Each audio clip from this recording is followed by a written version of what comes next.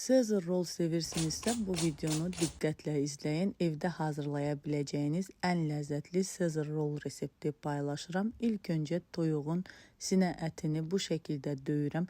Daha sonra isə duzu, istiotu, paprikanı qaçdırıb toyuğun sinə ətinin hər iki tərəfinə vururam. Sonra isə ilk öncə una, sonra yumurtaya, sonda isə suxarika batırıb əvvəlcədən qızdırdığım bol qarğıdalı yağında hər iki tərəfini yaxşı qızardıram. Və qızardıqdan sonra videoda da gördüyünüz kimi bıçaqla hissələrə ayırıram və lavaşı xama və mayonez qaçdırıb vururam. Siz istəsəniz mayonezi bol edə bilərsiniz.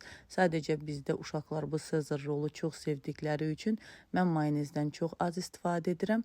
Demək olar ən çox xama vururam və lavaşa mayonezi, xamanı bu şəkildə vurduqdan sonra doğradığım toyuğun sinə ətini əlavə edirəm. Üzərinə kahı, xiyar, pomidor da əlavə edib büküb 2-3 dəqiqə tosterda saxladıqdan sonra servis edirəm. İnanılmaz ləzzətli alınır.